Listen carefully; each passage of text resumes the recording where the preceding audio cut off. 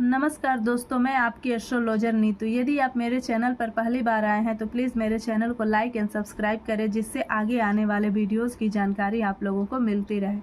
आज हम तिथि के बारे में जानेंगे कि किस दिन कौन सी तिथि पड़ती है। अक्सर कैलेंडर में नंदा, भद्रा, जया, रिक्ता, पूर्णा तिथि की जिक्र नहीं होती।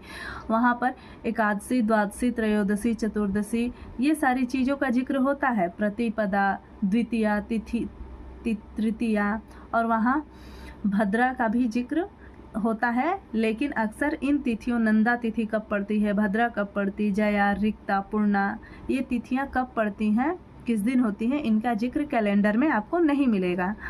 इसलिए आप इस वीडियो को ध्यान से देखें, क्योंकि सभी मुहूर्तों में इन तिथियों की बहुत ही महत्वपूर्ण भूमिका होती है।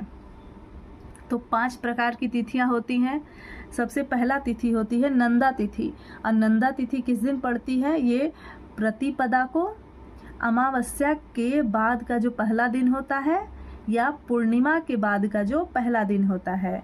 यानी कृष्ण पक्ष का प्रतिपदा हो और चाहे शुक्ल पक्ष का प्रतिपदा हो, ये दोनों के लिए है। तो ये प्रतिपदा को और षष्ठी को और एकादशी को, इस 3 दिन नंदा तिथि पड़ती है।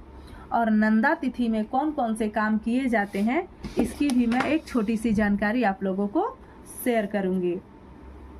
इस दिन आप जिसमें आनंद आए वो वाला काम कर सकते हैं। जैसे सबसे हनीमून के लिए इस दिन निकल सकते हैं, पिकनिक मनाने के लिए जा सकते हैं, सिनेमा देखने के लिए जा सकते हैं, और भी मनोरंजक कार्य नंदा तिथि को आप कर सकते हैं जिसमें आनंद आता हो। और भद्रा तिथि, तो भद्रा तिथि किस दिन पड़ती है ये देखेंगे। ये याद रखिएगा, ये शुक्ल पक्ष और कृष्ण पक्ष दोनों तिथियों के लिए मैं बता रही हूँ। द्वितीया को और सप्तमी को और द्वादशी को, इन दिनों भद्रा तिथि पड़ती है। और इसमें आप कौन से काम कर सकते हैं?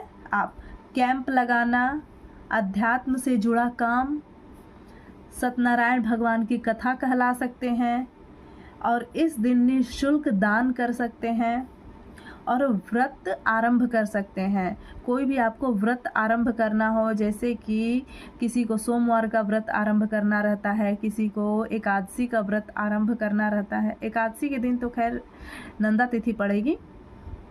ये जो सोमवार, गुरुवार, मंगलवार इस तरह के जो व्रत किए जाते हैं, उन व्रतों का शुरुआत इन तिथियों में किया जा सकता है।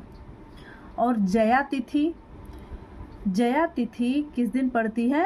तृतीया को, अष्टमी को और त्रयोदशी को। इन तिथियों में आप सभी प्रकार के काम कर सकते हैं, सब में विजय की प्राप्ति होती है। जया तिथि नाम से ही पता चल रहा है। जितने भी तरह के शुभ काम हैं, वो इन शुभ कामों को जया तिथि में करना चाहिए। और रिक्ता तिथि कब पड़ती है? तो रिक्ता तिथि पड़ती है चतुर्थी को, नवमी को और चतुर्दशी को।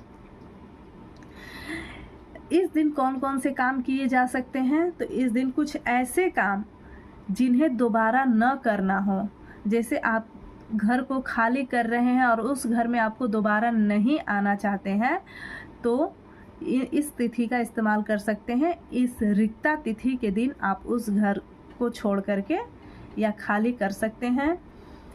कोई जल जमाव हो गया है, उसे हटाना चाहते हैं तो रिक्ता तिथि को हटाएं।